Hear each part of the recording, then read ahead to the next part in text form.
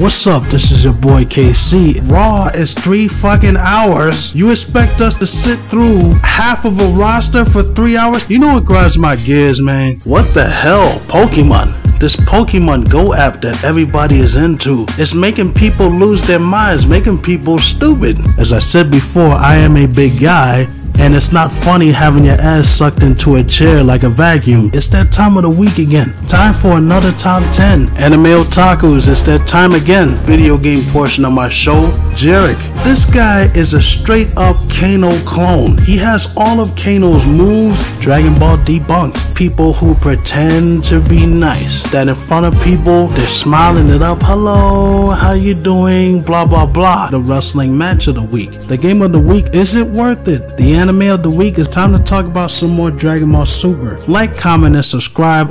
What's up? It's your boy KC. How y'all doing? Welcome to episode 29 of my podcast show. Let's get this started. You know what grinds my gears, man? Those types of people that lick their fingers before they get ready to count money or to change a page in a book. That shit is nasty. Don't nobody want your slobber all over their stuff. That's the last thing I need to do, is to get ready to open a book at the library and smell what you ate last night. And that's what grinds my gears. It's official. Asuka is the best female wrestler in WWE right now. As much as I love Charlotte, as much as I love Sasha and Bayley, Asuka is the real deal. This girl keeps destroying people. And while I'm on that, they really need to get some new girls down there in NXT, because it's dry down there. She really doesn't have any challengers left after Bayley, Sasha, Charlotte. They're all on the main roster now. However, like I said, Asuka is the best. I mean, this girl, I don't even know why she's still down there. They need to bring her up and just put one of the women's championships on her, because you know she's going to get it.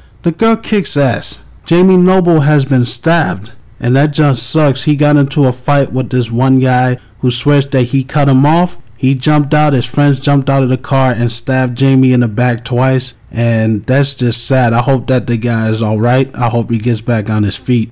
Alberto Del Rio was also in a scuffle after he got finished eating lunch. He was attacked by a criminal with a knife, and he was cut several times on his arm and on the top of his head trying to defend himself. He did post those pictures up on Twitter, so you guys can check it out. It looks pretty nasty. I mean, he's got a lot of cuts on his arm and everything and on top of his head. I hope he gets better too. I'm sick of all this violence. Like, seriously, you got people shooting and stabbing each other for what? For what? Out of jealousy, fear, and they just don't give a damn about human life. We need to get ourselves straight here, because this is ridiculous. I want to talk about Paige for a second. We all know that she's dating Alberto Del Rio, even though Del Rio is married. Seriously, that's some fucked up stuff. I don't condone stuff like that. Anyways, she decided to stay in WWE, which is a good decision, because she's young, she has plenty of chances to find love, and one thing you don't want to do is throw your career away for anybody, because if it doesn't work, you're left with nothing. And even though they haven't done anything with Paige in months,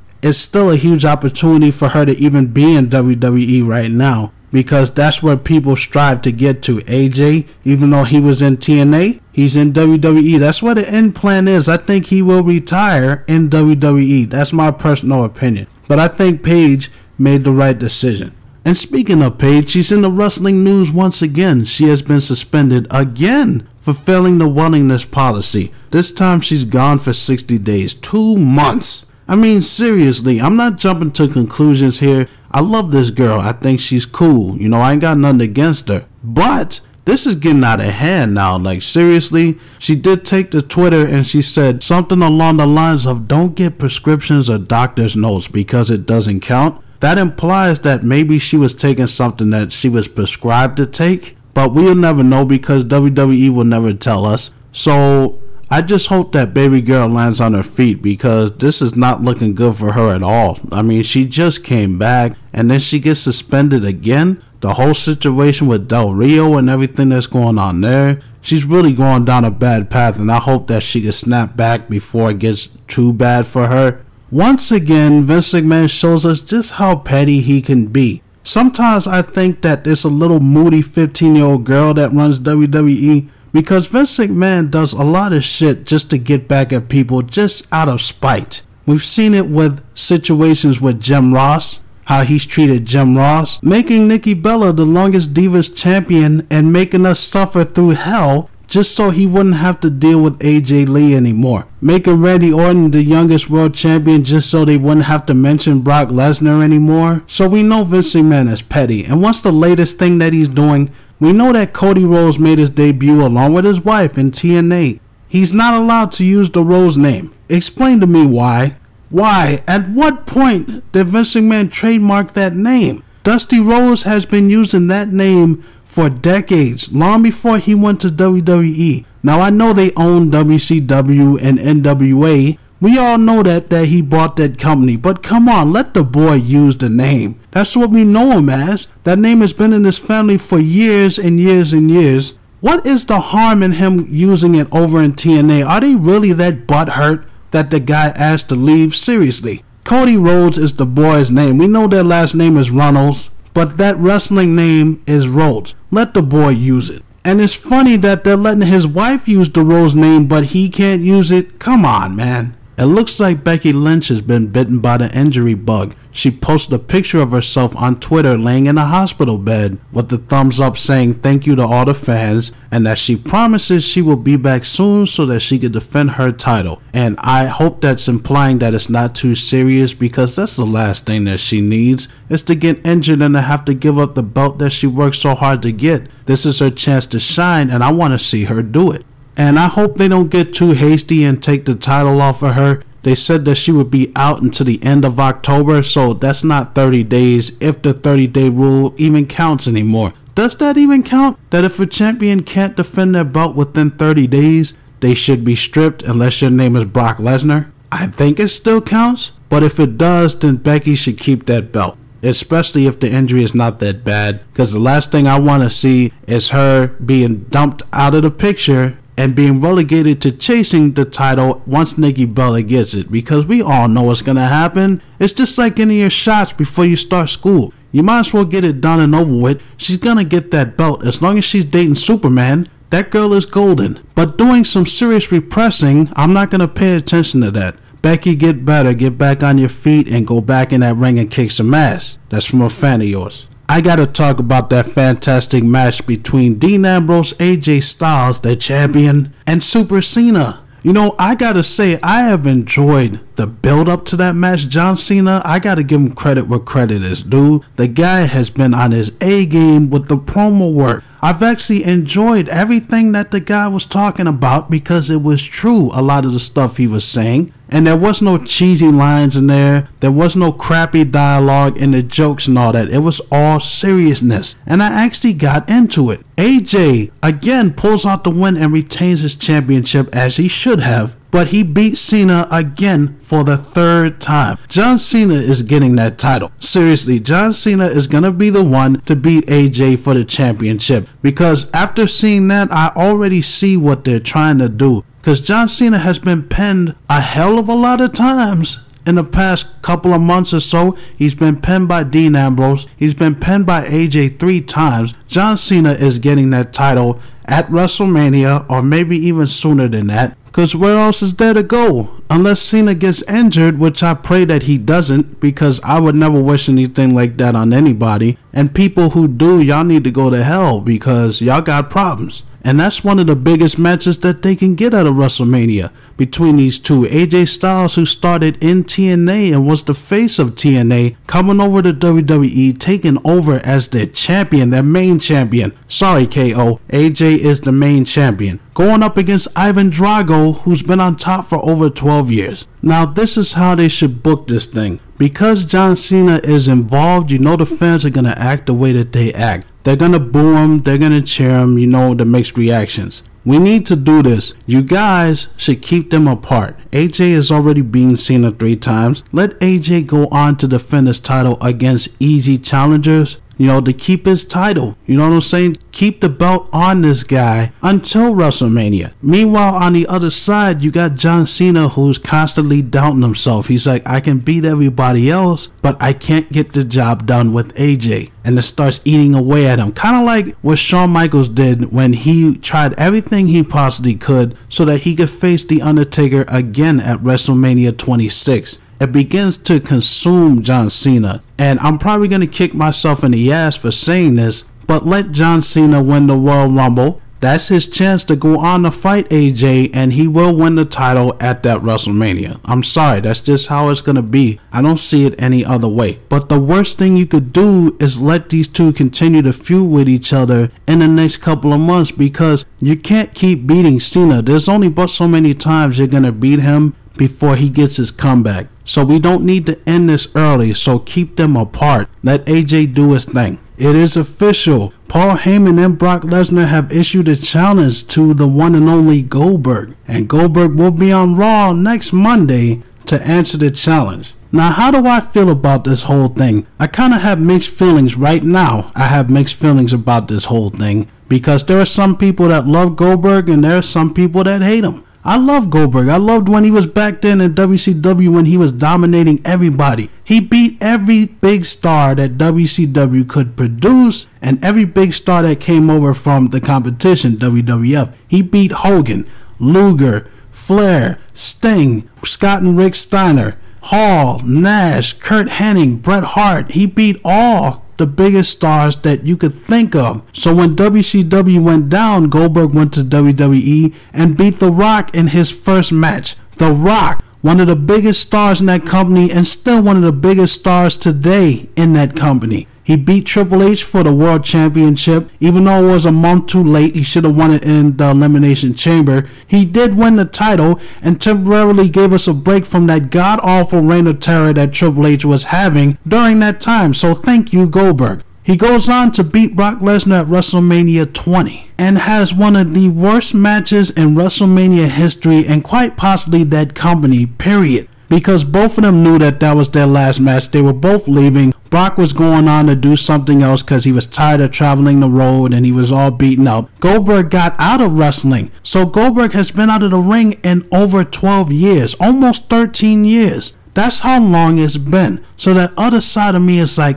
this match could possibly be worse than that WrestleMania 20 match, because both guys are much older now. Goldberg is 49 years old. Brock Lesnar is a lot older than he was then. And Brock Lesnar, no disrespect to him, but he's not the same wrestler that we remember from 2002, 2003. He had a lot more moves that he was doing. Brock, for all intents and purposes, is pretty basic now. He does the German suplexes, he does do some cool moves, but he doesn't do anywhere near the amount of moves that he used to do, the shooting star presses that he used to do in OVW. But now a Brock Lesnar match just consists of him German suplexing people repeatedly, which can be repetitive. But we know that this guy can have a great match because he's proved it ever since he's come back. He's been in matches with Cena and has had good matches. I give him credit where credit is due. The matches with Rollins, the matches that he's had against Reigns. The guy has had great matches, and I know he can. And the thing is, Brock Lesnar has stayed active even after he left in 03. He went on to join UFC. He tried out for the Minnesota Vikings, so he continued to be active. When Goldberg left, he left wrestling, period. He went to build cars. He started his own podcast, which is great. It's great that he went on to do other things, but Goldberg, other than the fact that he works out in his gym every single day like he says, Goldberg hasn't been in the ring. It's different. Even The Rock, think back to The Rock. When The Rock came back and he had a match against Cena. He had a match against Cena, and even before that when they teamed together against The Miz and R-Truth. The Rock, even though he was in great shape, and he is in great shape, he was gassed up. You know what I'm saying? He was tired halfway through the match, and people noticed. That's what happens when you haven't been in a ring for so long. You get that ring rust. And Goldberg hasn't been there for over 12 years. So that's what worries me there. Can Goldberg still go? If this match is a go, they need to take this to WrestleMania. I understand that people are saying the Royal Rumble would be a great show to put it on, but I think they need to take this to WrestleMania because A, it gives Goldberg enough time to get used to the ring again, and B, they need to knock this out of the park. They need to go back to the same show that they had the worst match in WrestleMania history on, and they need to knock this out of the park. I'm excited to see this. I want to see what's going to happen. Let's get this going. The match of the week is from March 27th, 1988 at the very first Clash of the Champions pay-per-view in Greensboro, North Carolina at the Greensboro Coliseum. For the NWA World Heavyweight Championship, because it wasn't WCW yet, Sting versus the reigning champion, the Nature Boy Ric Flair, with JJ Dillon hanging above the ring in a cage so that he could not interfere in the match, because we all know that's what he did. So he couldn't help Ric Flair at all during this whole thing. He was on his own. They felt the need to have some celebrity guest judges. I don't know why, because they didn't contribute a damn thing to this match. They played no part at all. Period. They played so much of a role that they only got 3 of the 5 judges' decisions. So what was the point of having these people on there if they wasn't going to play a role at all? Anyways, on to the match. This match was a old school, old-fashioned wrestling match. It was all about ring psychology. You had Sting, who was the younger of the two, faster and stronger, challenging the veteran and the reigning world heavyweight champion Ric Flair, who was trying to figure out a way to take this young kid down. They had a lot of time in this match, 45 minutes to be exact, so they had to stretch 45 minutes. So there were a lot of headlocks, a lot of hammerlocks. There were a lot of things that these guys could do in this match to try to stretch this 45 minutes. And part of the matches, there was Sting just beating the hell out of Ric Flair, and often than not, the brains would come back and use Sting's momentum against him, make Sting hurt himself so that Flair could turn the match around in his favor. You know, after watching this match, I forgot how agile Sting used to be. Like, seriously, this guy was 270 pounds back then in this match. He was a big jacked up dude, yet he was able to move like a cat. At one point in this match, he got a flying head scissors on Ric Flair, and he did a crossbody block off the top rope. So I was like, damn, this is getting interesting. Another highlight in this match is that Ric Flair got up on the top rope and did a crossbody block onto Sting. Ric Flair, I have never seen him do a high-risk maneuver without being thrown off the top rope. So when he did that, I really got into this match, because that's something you just don't see. Sting was able to lock the Scorpion Deathlock on Ric Flair, but Flair was able to get to the rope very quickly. Sting made the mistake of trying to Stinger Splash, and he flew outside the ring, and it turned the match over into Ric Flair's favor. Flair was able to work on the leg and finally got Sting in the figure 4 leg lock for a long amount of time. This was not short. He had Sting in that figure 4 leg lock for at least 5 minutes. I mean, seriously, that's a lot of leg pain there. And he was using the rings to his advantage, because that's how Ric Flair was, the dirtiest player in the game. Sting was able to pull him away from the ropes and reverse the figure 4 leg lock, and the match continued. Now Ric Flair is wondering, he's like, what do I have to do to put this guy away? Because he tried everything he could think of to take Sting out, and he was unsuccessful. Sting was working on the lower back, even putting a bear hug on Ric Flair and squeezing the life out of him, hurting his back. And if there's one thing that I've noticed during this match, is Ric Flair is probably one of the greatest sellers I've ever seen. This guy could sell anything. And I laugh because he's always like, oh God! Every time he does that, I laugh my ass off, man. But at the end of the match, Sting was able to lock in the Scorpion Deathlock once again on Flair, but there was only 15 seconds left in this match. Could Sting get Flair to tap before the timer was up? He was unable to do so because the timer ran out. Flair did not give up, and they went to the judges, the useless judges at that. And they only got 3 decisions. One voted the match for Flair, one voted the match for Sting, the other one voted for a draw. And that's how the match ended. The match ended up being a draw. Ric Flair kept his championship, as he should have, because the match ended in a draw. This match accomplished 2 things. It established Ric Flair's dominance as a true World Heavyweight Champion, and it also made Sting a star in one night, even though he didn't win the title. And that was the thing about Flair that I loved the most. Even though I am a WWF kid, WWE kid, Ric Flair is arguably the greatest World Heavyweight Champion ever, because Ric Flair did something that the stars in his time did not do. Period. Hogan didn't do it.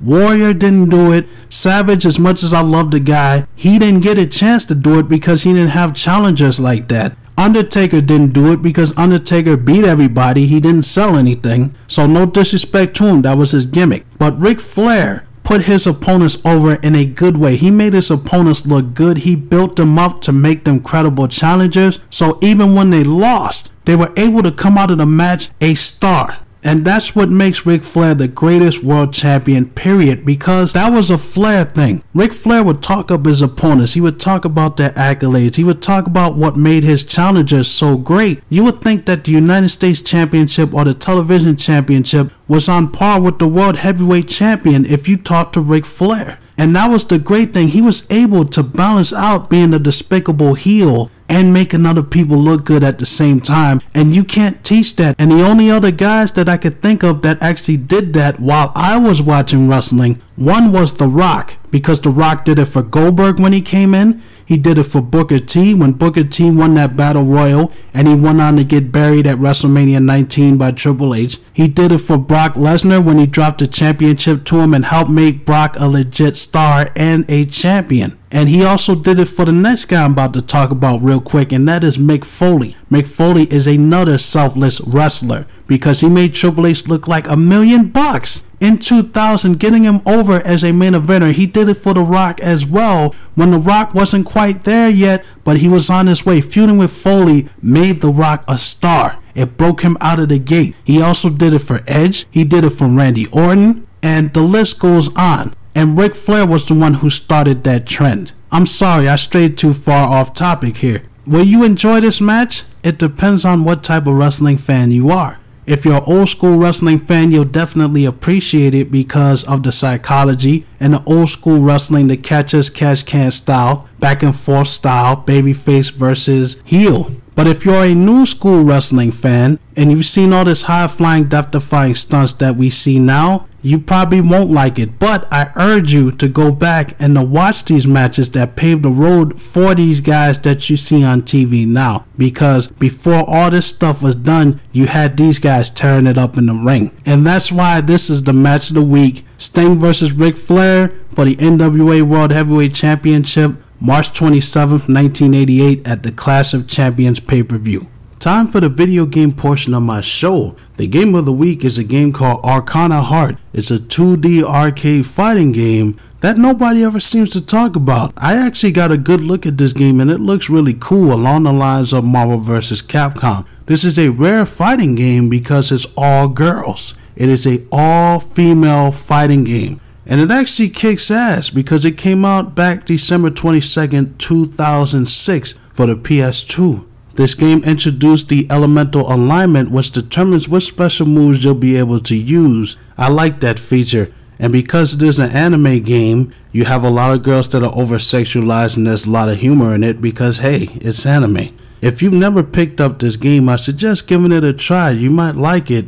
It is something new and it's something very unique. I definitely recommend it. Check it out. This game started off as an arcade game first, then it made its way to the PS2, PS3, PS Vita, Xbox 360, and PC. The latest release was Arcana Heart 3 Max, and I'm going to pick that up for the PS Vita once I get the chance. Check it out. Whatever happened to the Tenchu series? It was a gaming series that started February 26, 1998 for the first PlayStation. It's a ninja stealth game that gives you missions as you take control of Rikimaru and Ayame as you complete certain tasks to stop the Onikage. So what happened? It was a lot of fun. I'll tell you what happened. Ratings. That's what happened. See, the first game, Stealth Assassins, was the highest rated game in the series. And as they created sequels, it got lower and lower and lower.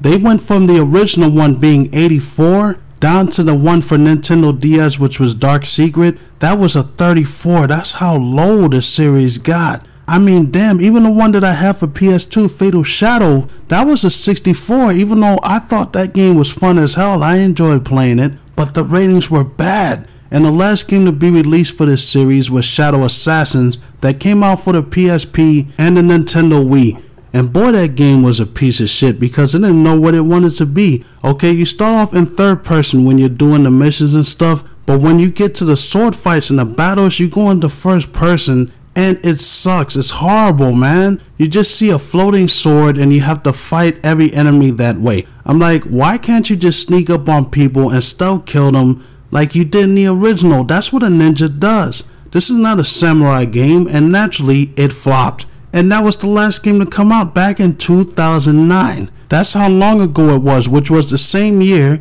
that we saw the last Metroid game, Other M, which was also a piece of shit. What is it about the year 2009 that sucks for video games? Just a lot of shitty games. I think that they can reboot the series again with all the new IPs. They should throw their hat in the ring again and try a new Tenchu game because it worked for Ninja Gaiden. Is it worth it? This game called Sword Art Online Lost Song is a game that came out for the PS4 and PS Vita.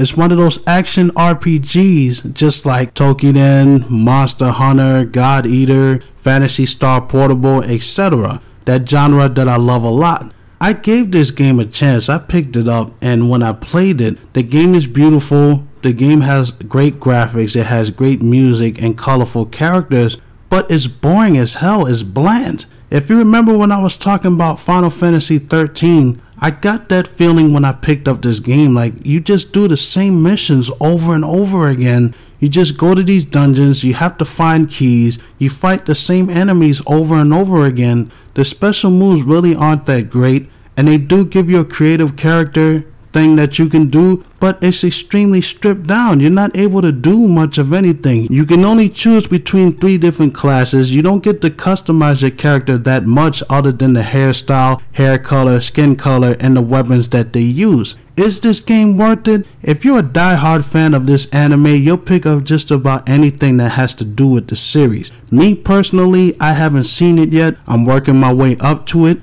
but I don't like this game. I give it a thumbs down. It's not worth it to me. The Atari Lynx had potential. What is this handheld that I'm talking about? It was developed by Atari October 11, 1989, and it lasted till late 1995. It was the first handheld to have color and a backlit screen. It competed with the Game Gear, the Game Boy, and the Turbo Express. This system was unique as you can use the system if you're both left-handed or right-handed. The system will work either way. You can also network and link up to 17 different units by using a program called Comlinks, which the players could play games together.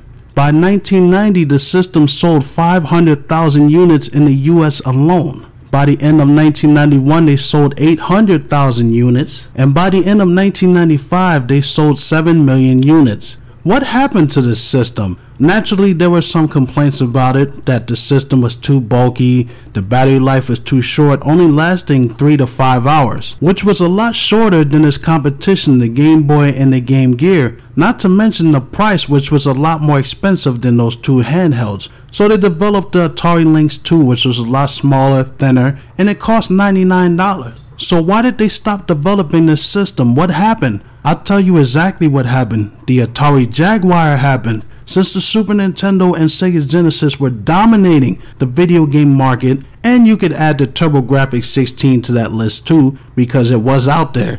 You know, Atari felt the need to develop their own system, and since this whole bit war was going on about how many bits a system had instead of the quality of games that they were pumping out, that's where the Atari Jaguar got the hype from. It was the first 64-bit console, and that's what their campaign was about. Remember? Do the math. Are you stupid? Why get a 16-bit console when I could get a 64-bit console? It was all bullshit. The system flopped because the games for it were mediocre. Developers couldn't create games for a system that has 64 bits, that type of graphics like the Nintendo 64 and PlayStation 1. And I don't even know if it really was 64 bits. I think that it was just a bunch of processors that they combined together to add up to 64 bits. Naturally, the system flopped, and when it did, Atari had to shut down, and that's what happened to the Atari Lynx. When they shut down, they stopped developing the Atari Lynx, and that sucks because I really like that handheld. They had some decent games for it.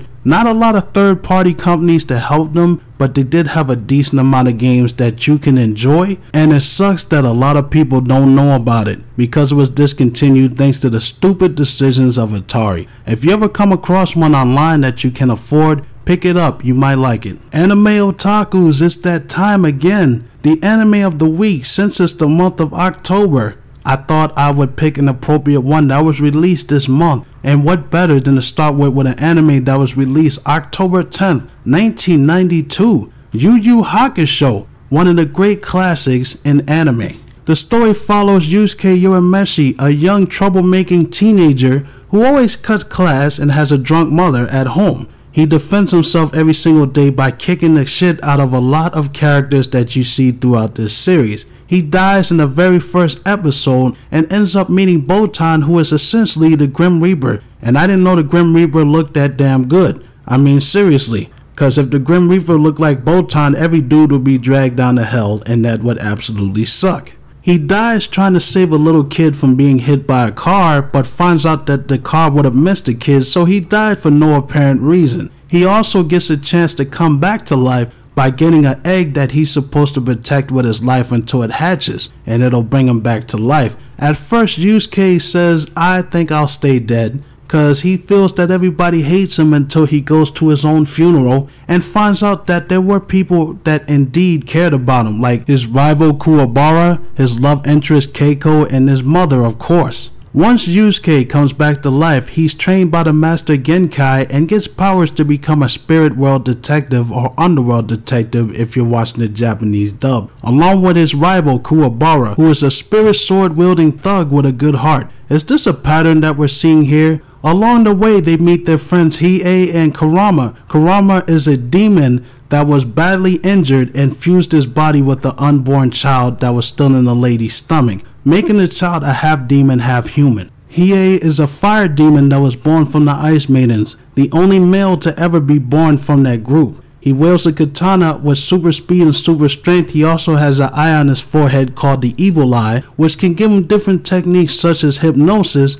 and telepathy. I can't praise this anime enough. I loved it ever since I first saw it on Toonami. If you have not seen this anime, get off your ass and go check it out. If you like animes like Akira and you like Dragon Ball Z, you'll love this. This is definitely a thumbs up. I recommend it to all die-hard anime fans. The people who have seen it know exactly what I'm talking about. The new fans, you will love it. You'll thank me for it later. Time to talk about some more Dragon Ball Super. We last left off with Goku Black telling us that he is indeed Zamasu from the present. How is that possible? We'll find out later in this review.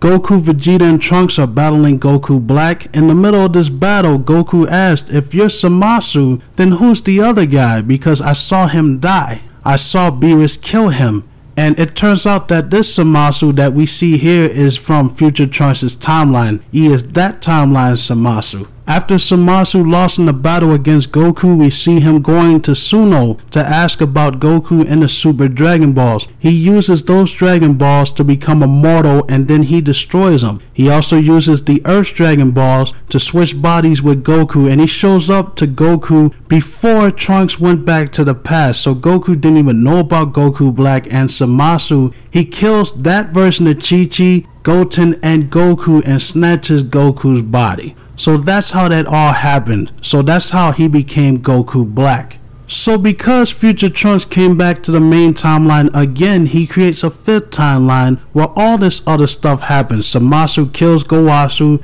takes his earring and becomes a Kai. He takes the time ring and then he goes on to switch bodies with Goku. He meets up with the History of Trunks timeline Zamasu, and they hatch this plan to destroy all humans because they feel that Future Trunks broke all the rules when it comes to time traveling. When Future Trunks went back to help Goku with the heart virus and to help combat the cyborgs, he was breaking the rules, so they were doing it as punishment to Future Trunks. So if you're still following me, the Zamasu that we see get killed by Beerus was part of another timeline. That's why this Zamasu was unaffected and Goku Black was unaffected. Fighting Goku, they get him up against the wall and they explain how Zamasu became Goku Black. They killed his family and Goku himself in a different timeline and stole his body. And even though that wasn't his current timeline family, Goku goes crazy. He goes ballistic. He powers up and he beats the shit out of both of them. And out of nowhere, in the middle of this fight,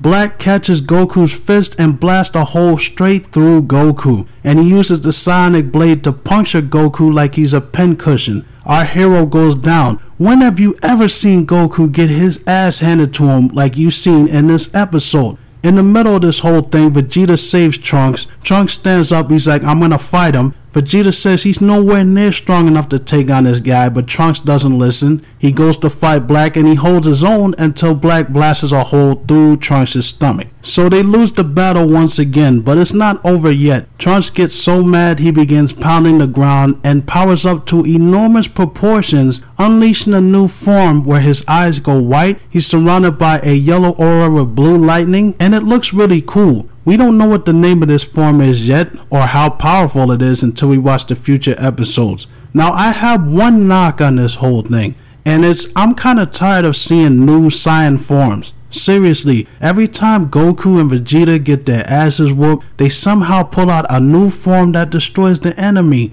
and that gets extremely monotonous after a while, because you know exactly what's going to happen. It becomes very predictable, and I'm kind of tired of seeing all these new forms. That's the one knock that I have against it, but other than that, the episode was great. I enjoyed it. I'm going to watch it again. Another thing that I enjoyed was watching Kid Trunks. I never thought I would ever say that. They're actually taking the time to develop this kid's personality. They gave him something new other than him being a bratty little bastard. You know what I'm saying? They actually gave him some morals and an actual character, because he meets up with his future counterpart who is down on himself and he's just depressed about a lot of things that's going on. Kid Trunks gets pissed and he punches him. He punches future Trunks dead in the face to knock some sense into him, and he challenges him to a fight. And I enjoyed that. He actually got Trunks to get up off his ass and to go and protect what he's supposed to protect. Go to the future and fight. And that was awesome. The animation could have been way better than what we get. You know, that's one thing. I really don't like the animation in this show. But once you get past that and you see the story and you see the fighting scenes, how good they can look, I can deal with it. I can deal with it. And that's it for episode 29 of my podcast show. If you like what you heard, you can check out my other 28 episodes on my channel, KC The Most. You can also check out my top 10 videos that have top 10 of my least favorite Dragon Ball characters, favorite Dragon Ball characters, least favorite and favorite Mortal Kombat characters. You'll have a lot of fun watching that. I also have a lot of topic videos talking about real world problems, from relationships to music. If you're a huge wrestling fan, you could check out my wrestling reviews. I have a new one on its way. It will be the interview with Stone Cold Steve Austin and Scott Hall, how Scott Hall got his start in the wrestling business. I'm working on that right now. You can also check out my 4 episodes of Dragon Ball Debunked, where I take fan theories and I give my opinions and see if I think it's true or if I think it's bullshit. If you're curious on where to find me, I have a Twitter handle at MostKC. Go on there and tell me what you think of my videos. I'm also on Facebook. I have a Facebook page by the same name, KC The Most. I'm on Tumblr, KC The Most, and I'm also on SoundCloud. There are many different ways to listen to my content. Like, comment, and subscribe. I'll check you out later. Peace.